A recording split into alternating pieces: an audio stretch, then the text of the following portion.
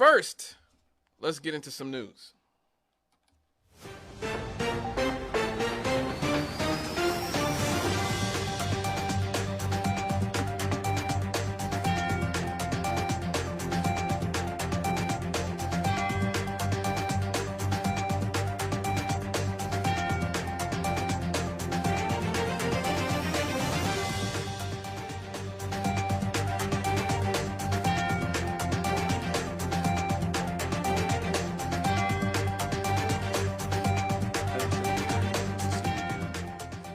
Here last, I talked with you about the fact that more than 130 officials in the Energy Department reported more than 2,700 trades of shares, bonds, and options in companies that ethics officers said was directly related to the agency's work.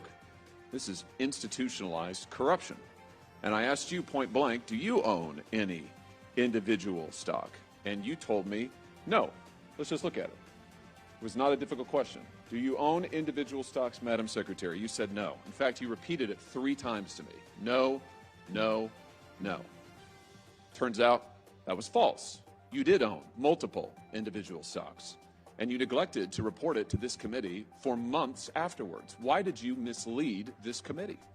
Oh, my goodness. That was exactly my response. So why did Senator, you mislead this committee?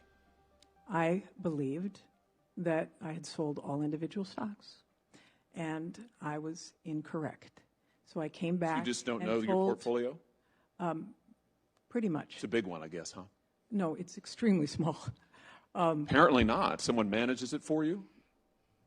So I came back as soon as I found out that, in fact, I had not sold all individuals. Wait. No, that's not true either. Let's just look at the timeline. Let's not. I just remind you, you're under oath. Madam Secretary, you testified you didn't own any individual stocks. You didn't sell the stocks for a whole nother month. And after you sold the stocks, you waited another month before you informed this committee. Why did you mislead us, and what were you hiding? Why did you wait so long? Why did you hide this? I did not hide it because I brought it forth to the committee when I realized that we had made a mistake. Really? What explains the delay? Why did you wait for a full month to explain your actions to this committee, your false testimony? Woo! That is Senator Josh Hawley from Missouri going in on Jennifer Granholm from Michigan about lying about her stock portfolio and the stocks she owned while being a member of Congress. The reason I played that clip is because I'm going to tell you guys something that I think might be a very closely guarded secret.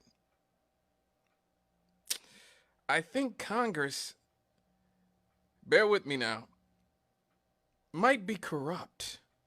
Oh, man. Yes, I know none of you have ever had that thought before, but it might be the case. Our politicians might be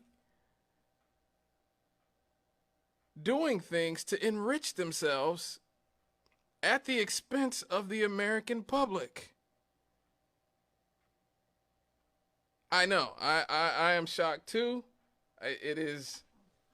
No, you're lying. You're lying. What makes you lie? No, I swear I'm not lying. I swear, Ned, I'm not lying. But anyway, as corrupt as Congress appears to be, there seems to be somebody trying to do something about it. There is actually a campaign out there to ban lawmakers from trading, stock trading. Now, the reason this came about is because it was revealed that they, and by they, I mean the members of Congress, made $1 billion, not $1 million, $1 billion of deals last year and had returns of up to 239%.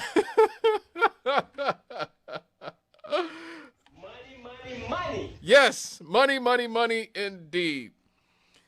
So this is from our friends over at the Daily Mail. A campaign to ban members of Congress from stock trading is building momentum after research has revealed that politicians made trades of more than $1 billion, and many vastly outperformed the market. Lawmakers are accused of gangster tactics by critics who have demanded legislation to prohibit the members of Congress and their closest relatives from owning or trading stock. The proposed law, known as the Ethics Act, has already been backed by several members, but needs more support before it can be passed. The campaign to end the trading by America's top politicians has gained momentum after disclosures revealed several enjoyed runaway success on the stock market last year. Nancy Pelosi, the paragon of virtue and value, and the former House Speaker, is one of the most prolific traders, having made trades totaling around $100 million. Wow, $100 million since 2019. Her returns were around 65% last year, according to analysis, vastly outperforming the broader market. Nancy Pelosi and her husband, Paul Pelosi, are such prolific traders that they regularly outperform the most experienced hedge fund managers on Wall Street. Yeah, that is what they do. There was actually a Twitter page that was dedicated to tracking Nancy Pelosi and her husband's stock trades for anyone else who wanted to, play along with them, since they kind of have an edge. They may have an edge, and she cried and moaned until they took it down. So another Democrat, Representative Brian Higgins of New York, was singled out as one of Congress's best performers after he enjoyed returns of 238% on his investments, placing him number one in terms of percentage gains. Higgins' gains came from several trades of 2020. Mark Green, a Republican who is the chair of the Homeland Security Committee, was found to have made gains of 122%. Other studies have shown that stocks chosen by members of Congress have returned around 273%. Let me read that sentence again. Other studies have found that stocks chosen by members of Congress have returned around 273% since April of 2020. Yes. It's almost like the people who get to regulate and set the rules also being able to play the game might give them a little bit of an advantage, right? When people like Nancy Pelosi are betting on, Silicon Valley stocks, when she is the congresswoman she's the speaker from California, specifically the Bay Area.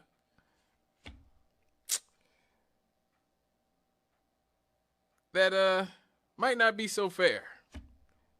Now, let me say this. None of the lawmakers are accused of illegal activity. Now, why is that? Again, they get to set the rules. They get to essentially make the things that they do, their corruption, legal.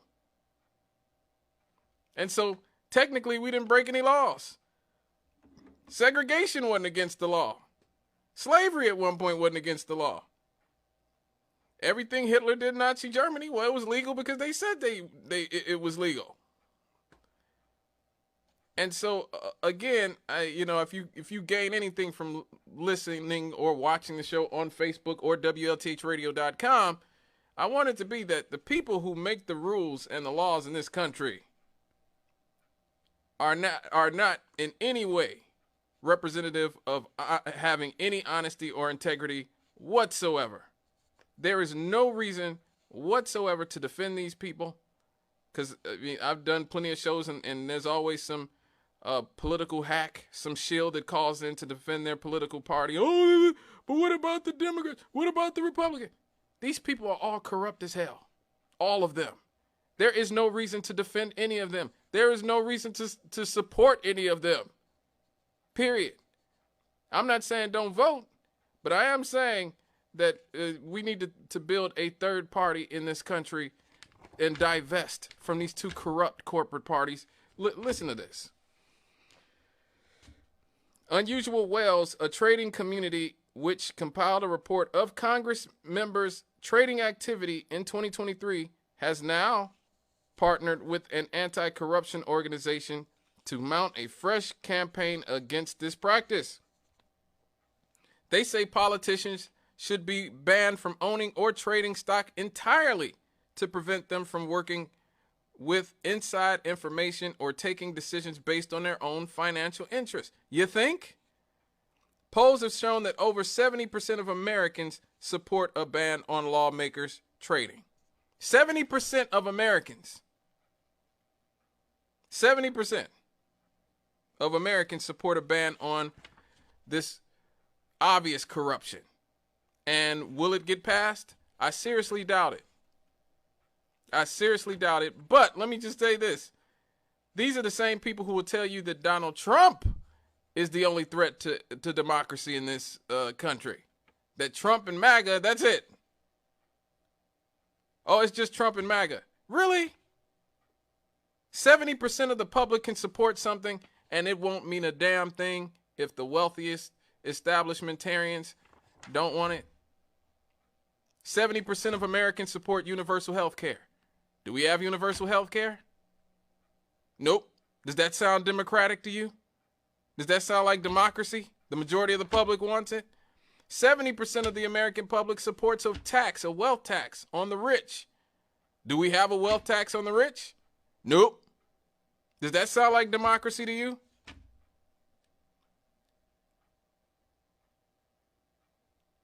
I'm just saying. We're far removed from a democracy here. Plenty of studies have been done on it. I've done shows on it. You can look at the segments on my YouTube page, Scott Cannon, WLTH. America is not a democracy at this point. It is a plutocracy run by oligarchs. So it's an oligarchy or plutocracy. It's much more in line with that. You know. With the elites essentially being the ones who control what legislation gets through and doesn't. Now, I want you to notice, too, you guys notice how quickly they scrambled to get that funding to help Israel kill those Palestinians and fight Iran, right? You have to understand that they could easily do that to give us universal health care in this country. They could easily do that. They could easily do that to end homelessness in this country. They could easily do that and end the prison industrial complex of mass incarceration. Joe Biden claims he loves black people so much, yet he helped mass incarcerate us. You think he couldn't do something about that at this point? Of course he could. He's not going to.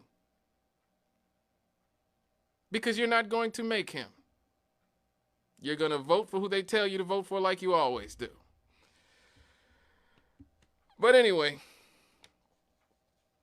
an overwhelming number of politicians from both parties have signaled that they might support the ban, but are yet to pass any legislation that would end the practice. Of course.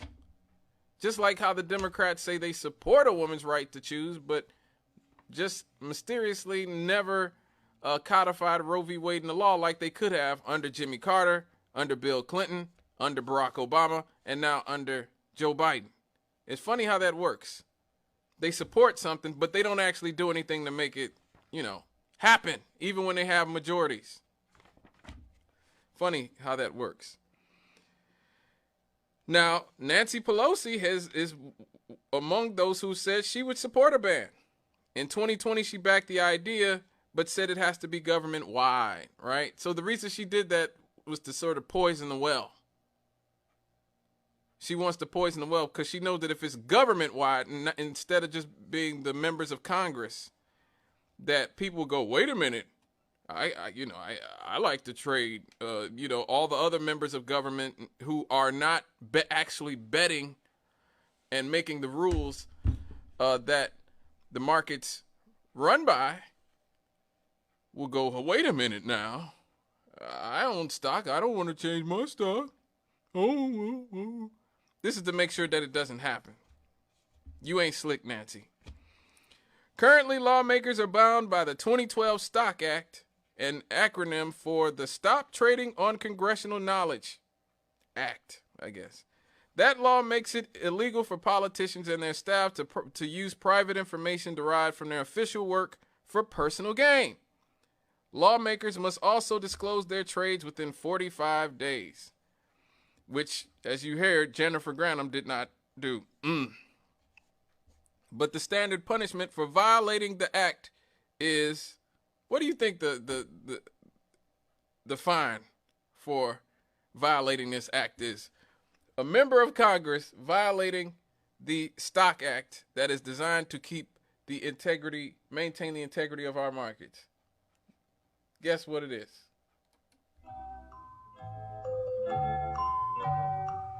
Lower.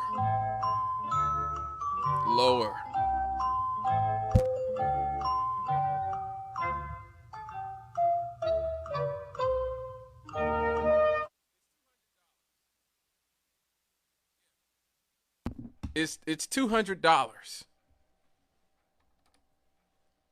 I am not joking. It is actually $200. Oh, man. Now, and dozens of lawmakers from both sides have repeatedly breached the rules of this act. Wait, you mean $200? A $200 fine isn't enough to stop our politicians from being corrupt. I am shocked. I personally am shocked. A review by Business Insider in January 2023 found 78 members of Congress had failed to report their trades on time, including Tommy Tuberville, the Republican from Alabama, and Representative Jamie Raskin, the Democrat from Maryland. The Ethics Act, the Ending Trading and Holding in Congressional Stocks, would ban politicians and their closest relatives from owning or trading stocks altogether. See, that's how you know this isn't going to happen. Nancy Pelosi's husband, Paul Pelosi, this guy has, like I said, his portfolio regularly dwarfs the smartest Wall Street minds. He's, I guess, the greatest stock mind in the history of the world. And it has absolutely nothing to do with his wife being a member of Congress. Nothing. Absolutely nothing. Oregon Senator Jeff Merkley, the lead sponsor of the bill, has called stock trading by Congress deeply in members of Congress made about 11,000 transactions in 2023, down from a high of 17,000 during COVID year 2020 and 14,000 in 2022. The trades amounted to nearly $1 billion in volume. Remember, if you've been listening or watching the show for a while, you know that I told you guys back, I think this was about 2 years ago, how much money people in Congress were making investing in Johnson & Johnson and Moderna and Pfizer and these companies, while they, at the same time, they were forcing us to take a vaccine that may not have had all the kinks worked out of it. We'll just go with that for right now.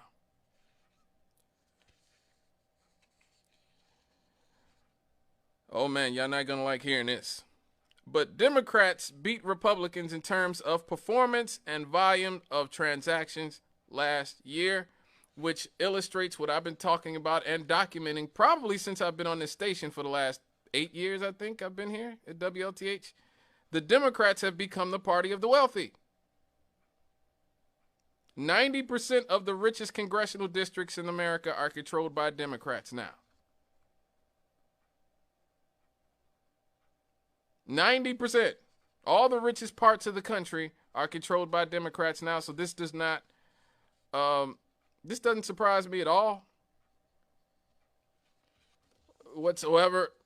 You sort of see why people like Jeff Bezos and the richest people in the world, most of them outside of like Elon Musk or something, usually are stands of the Democratic Party. Not that the Republican Party is good. I'm not saying that. Lord knows I would never say that. But the New Deal, Great Society Democrats that I always talk about on this show with a certain amount of reverence and respect, like LBJ and FDR, those guys are long gone. Long gone. And all the people who are still around from that era, they are corrupt sellouts like Jim Clyburn and Nancy Pelosi and people like Joe Biden. These people are corrupt now. You know, they may have come into power during the 60s and 70s and whatnot at the end of the New Deal, Great Society era, but the values that they ushered in are purely Clinton era Democratic Party values, which is predicated on corruption. This type of stuff. Being a Wall Street puppet of the establishment, supporting corporate media, censorship, all this other nonsense. In total, 33% of traders in Congress beat the S&P 500, which tracks the value of America's largest companies. About a fifth of members traded down by around 33% from 2020 to 2022. House Democrats filed about 7,000 transactions. House Republicans filed 3,000. Again, the party of the rich. The members with the largest number of transactions did not necessarily perform the best. Representative Ro Khanna reported 4,253 transactions, but underperformed the S&P, which had 25% returns versus his 13% returns. Representative Michael McCall, Republican from Texas, chair of the Foreign Affairs Committee, had 1,826 transactions, but only 11% returns. Members of the House Oversight and Accountability Committee purchased health care stocks in 435 separate transactions and financial services stock in 392. Members of the Armed Services Committee had 392 transactions in healthcare stocks and 277 in financial services stock. Now, look, obviously, I covered this a little bit tongue-in-cheek. I was joking earlier, but our members of Congress being this deeply invested in corporate profits could have dire consequences for all of us, every single one of us.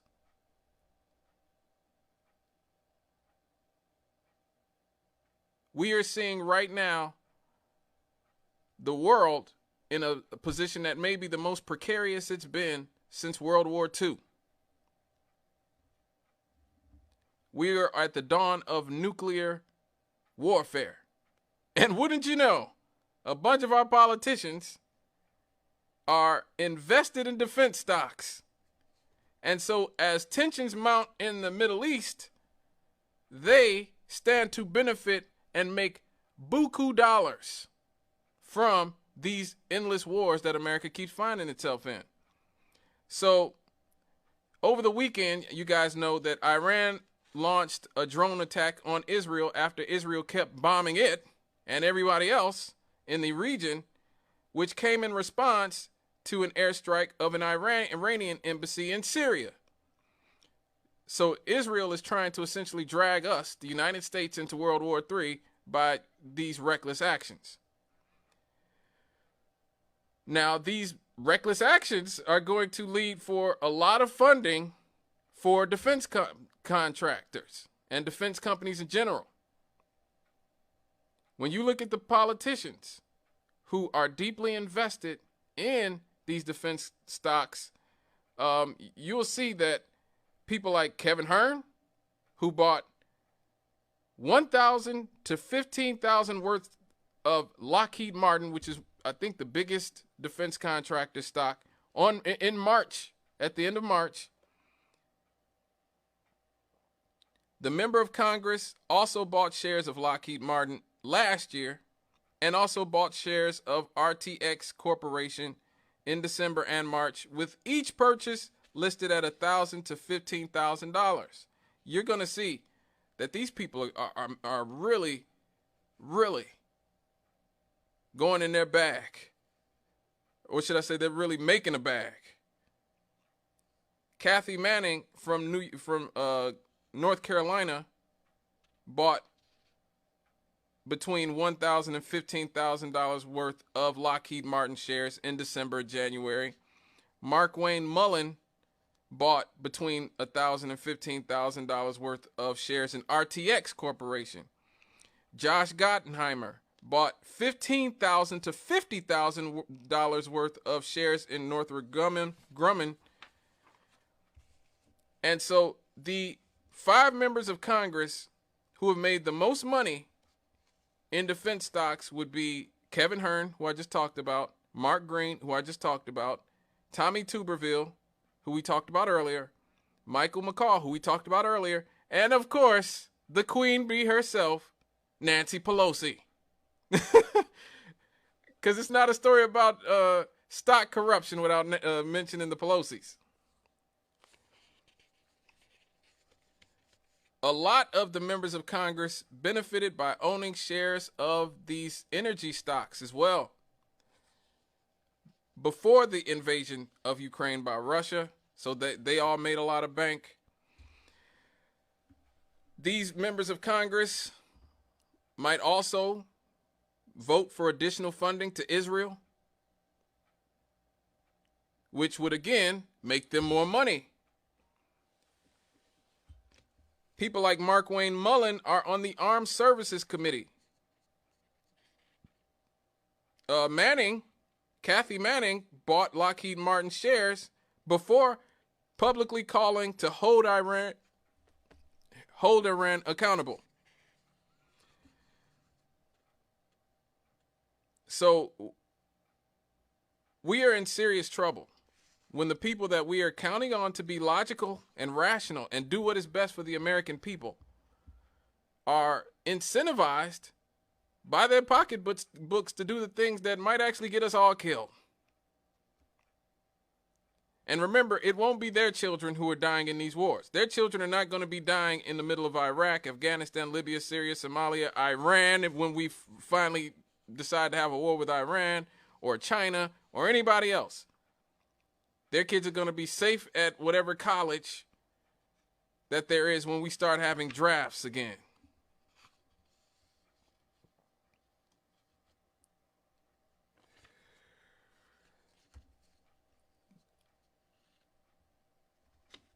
So the members of Congress who've made the most trades, before we get out of here to wrap this up, Ro Khanna made over 4,000 trades last year. He's a Democrat. Michael McCall, a Republican, made 1,800 trades. Daniel Goldman, a Democrat, made 1,300 trades. Tommy Tuberville, a Republican, made 400 trades. And Representative Lois Frankel, a Democrat, made 219 trades. Ro Khanna made more trades than all the rest of the top 5 put together. Good God. I mean, he's married to a very rich woman. I believe he married into some money, if I'm not mistaken. I think that's Ro Khanna who married into some money.